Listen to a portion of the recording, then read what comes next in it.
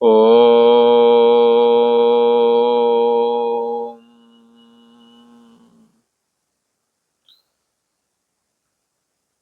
श्री योग वासिष्ठ के उपशम प्रकरण में श्री प्रहलाद जी बोले कि जिनका नाम ओम है, ओंकार है जिनका नाम,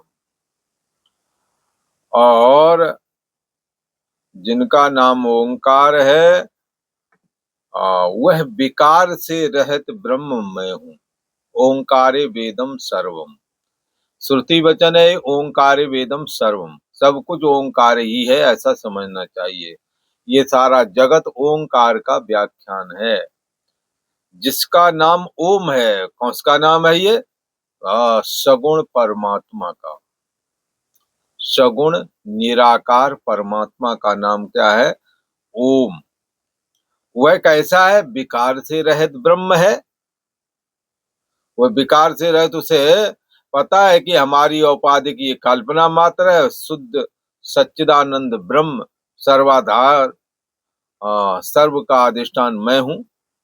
उसको किस शब्द से बोलते हैं? ब्रह्म शब्द करके। तो प्रहलाद बोले जिनका नाम ओम है वह विकार से रहित ब्रह्म जो है, जिसकी शास्त्रों में चर्चा आती है, वो ब्रह्म मैं ही हूँ। सो प्रभु और नहीं सो तू है। वो परमात्मा हमारे आपके अंदर समाया हुआ है। वह विकार से रहित जो ब्रह्म है वो मैं ही हूँ।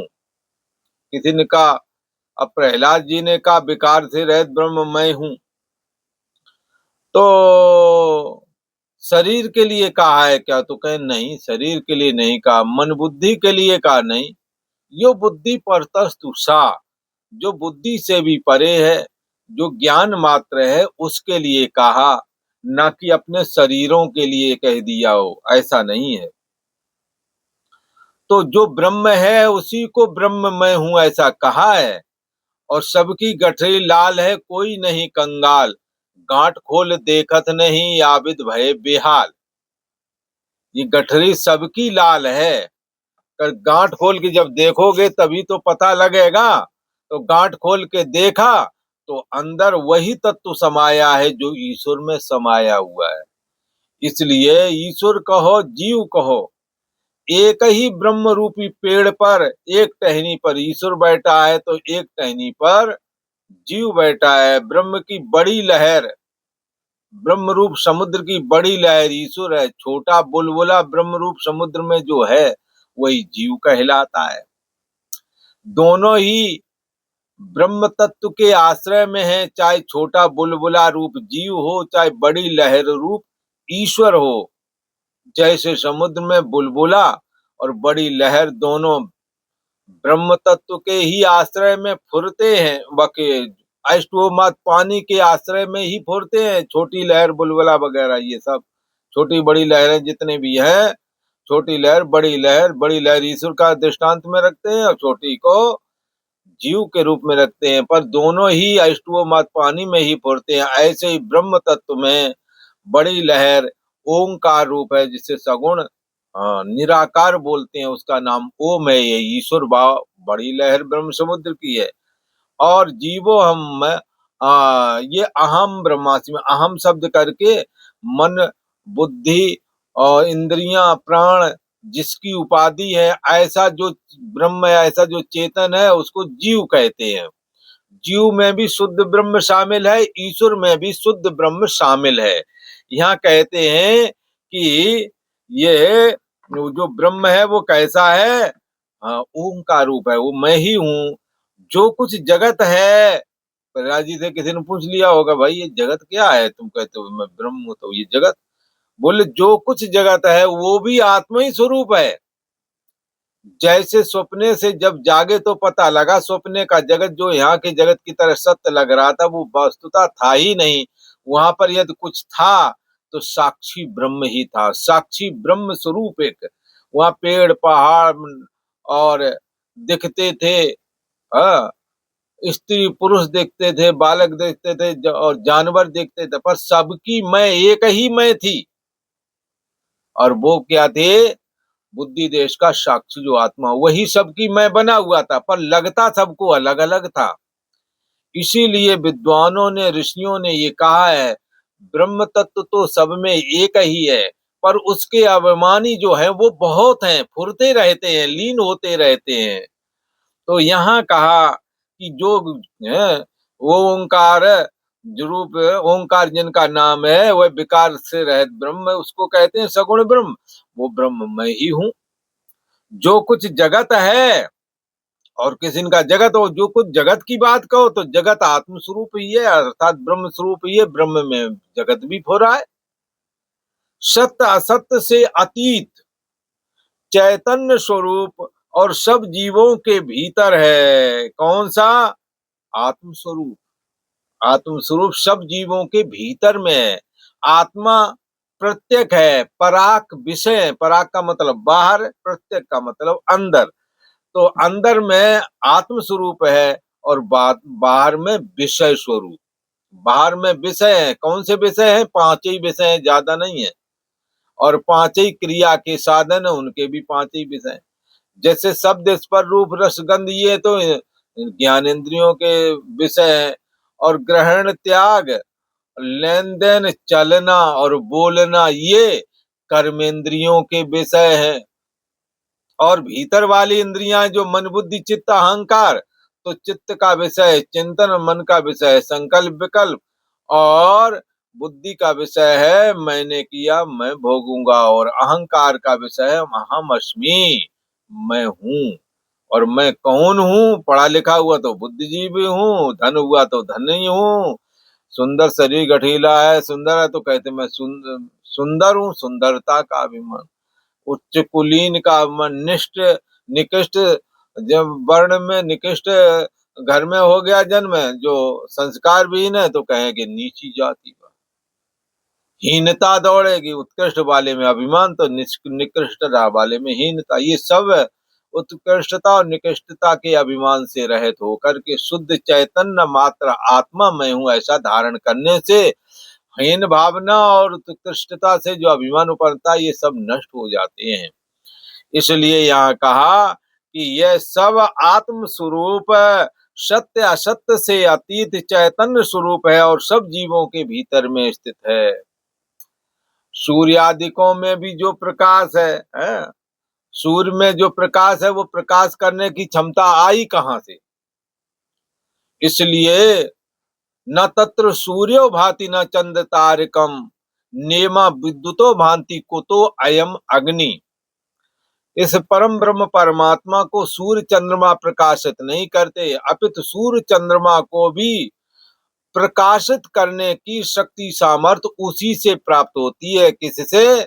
उस ब्रह्म से, जिसका ओंकार नाम है। ऐसा जो परम ब्रह्म परमात्मा है, वो प्रहलाद जी कहते हैं वो मैं ही हूँ। ब्रह्म की ऐसी अपार महिमा है कि सूर्य भी जहां से सत्ता लेकर और जगत को प्रकाश फैलाने का काम करता है, और चंद्रमा रात्रि को चांदनी फैलाने का काम करता है। कैसे? आत्मा से सत्ता वान होकर के, आत्मा की सत्ता लेकर सत्तावान होकर के रात में चांदनी बिखेरता है।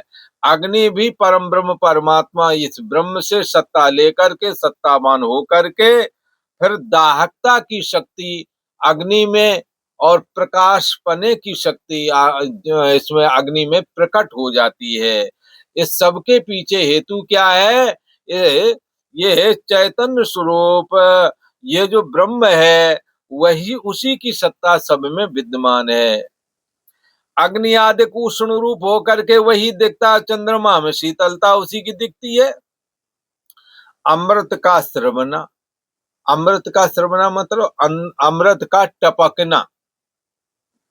जैसे उजाले रात्र में ये चंद्रमा जो है वहां से अमृत झरता है, उस किरणों के द्वारा औषधियों में आता है, उसी में जीवात्मा भी आ जाता है।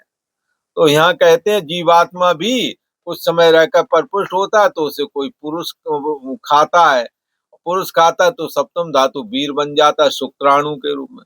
और वही शुक्राणु गर्भाधान प्रक्रिया से गर्भ में पहुंच करके आकृति धारण कर लेता है। स्त्री पुरुष के संयोग से रजवीर के जब दोनों मिश्रित जब गर्भ में पहुंचता है तो उससे कलेल फिर बुदबुदा बतासे जैसा फिर धीरे धीरे बढ़ते बढ़ते उसके अंग प्रत्यंग निकल आते हैं और इस मानव का जन्म हो जाता है।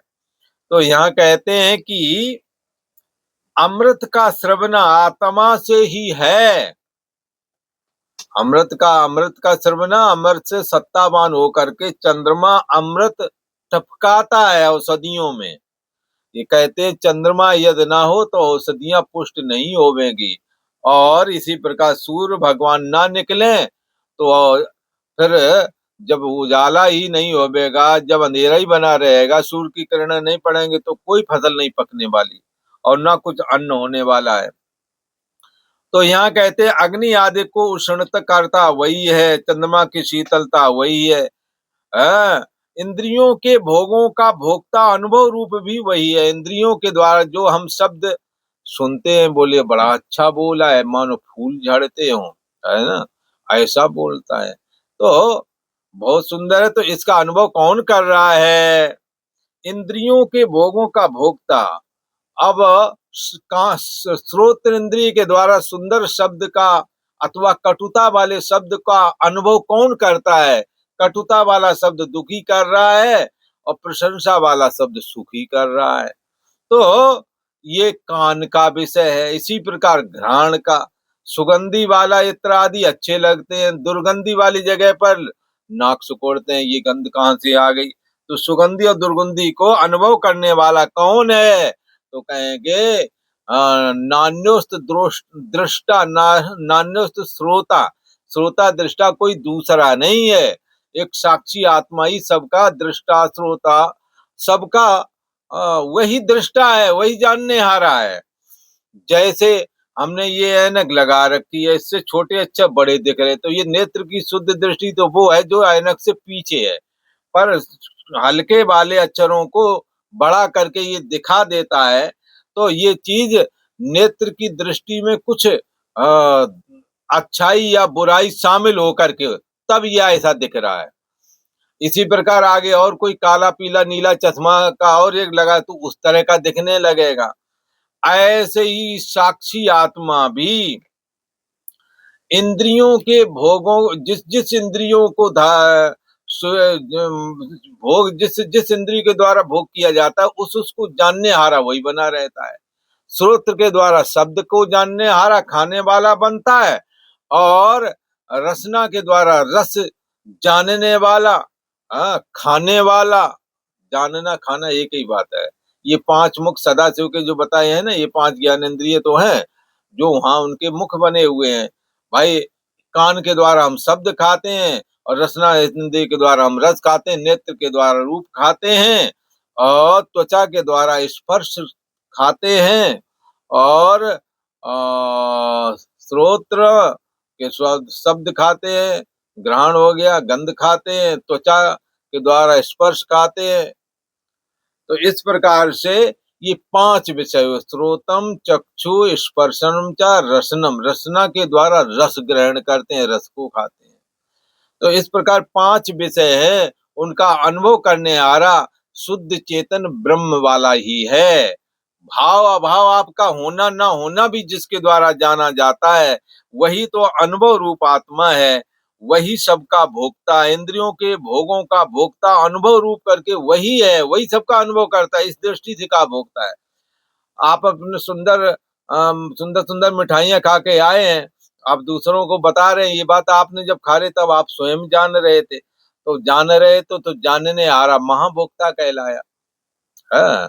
इंद्रियों को रस आया या नहीं आया आपने जाना तो महा जानने हारा महाभोक्ता आत्मा को एक जगह कहा गया। यहीं आगे नंदी जी को जब भृंगी आदि को उपदेश करते हैं तो सदाशिव कहते हैं, हे नंदी महाकर्ता महाभोक्ता बन जाओ। है तो आत्म इंद्रियां भोग कर रही हैं, मन मन भोग कर रहा है, पर मन के भोग करने को भी वो जान रहा है, तो वो महाभोक्ता हो गया है। राजा की नाई खड़ा बैठा हूँ कैसा है?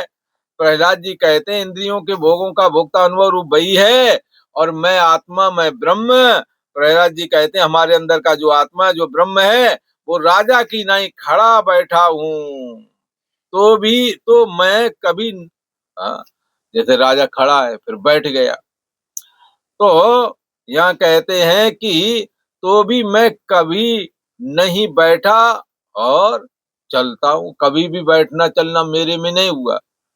पर राजा उठता भी है, बैठता भी, चलता फिरता भी है। ऐसे अंतर्यामी आत्मा राजा की तरह है, उस पर पावर किसी का नहीं चलता, वही पावर सबको देता है, सब कुछ करने की सामर्थ्य देता है। राजा की नहीं खड़ा बैठा हूं तो मैं कभी नहीं बैठा, जैसे राजा खड़ा हो जाए तो आत्मा कोई खड़ा हो गया क्या? हाँ। और चलता हूं तो कभी नहीं चलता, ना व्यवहार करता हूं। बिन पग चले सुने बिन काना, कर बिन कर्म करे बिद नाना, आनंद रहत सकल रस भोगी, बिन वाणी बक्ता बड़ जोगी।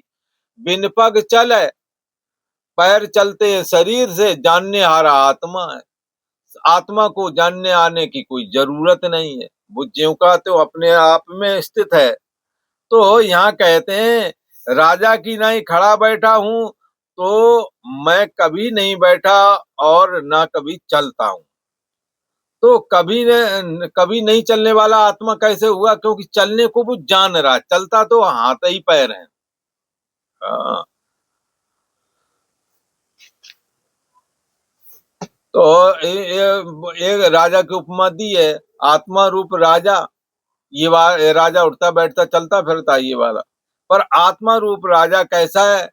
पैर चलते हैं पर चलने को जानने हारा बना रहता है, इसलिए उसकी सत्ता के बगैर पैर चलन रूप क्रिया नहीं कर सकते, हाथ देन नैन रूप क्रिया नहीं कर सकते। आत्मा की सत्ता यदि ना मिले तो, पर आत्मा की सत्ता मिलने की वजह से ये सारी मशीनरी चल पड़ती है। पर आत्मा कभी कुछ करता नहीं, उसकी समीपता मात्र से ये क्रिया हो जाती है। जैसे चुंबक की समीपता मात्र से लोहा क्रिया करता है, ऐसे शरीर मन इंद्रिय आदि क्रिया करते हैं। न व्यवहार करता हूँ, हाँ व्यवहार करता हुआ देखता, पर अंतर से अंतर आत्मा से मैं व्यवहार नहीं करता हूँ। वो शांत रूप सदा रहता है आत्मसत्ता। मैं सदा शांत रूप करता हूँ, शांति से जानता रहता हूँ, यही आत्मा का जानना पना रूप कर्तापन है। मैं सदा शांत रूप करता हूँ, करने वाली इंद्रियां है, मैं शांति से जान रहा हूँ, सत्ता दे रहा हूँ। किसी से लिपायमान नहीं होता, त्रिकालों में मैं सदा समरूप हूँ, तीनों कालों में सर्वदा सर्व अवस्था में पदार्थों के उपजने और मिटने में मैं सदा ज्यों का त्यों बना रहता हूँ। पदार्थ ही उत्पन्न होता है, नष्ट होता है, मैं सदा ज्यों का त्यों बना रहता हूँ। ब्रह्मा से आदि तिनका पर्यंत सब जगत में यह आत्म तत्व विद्यमान है, समाया हुआ है। और आज इतना ही।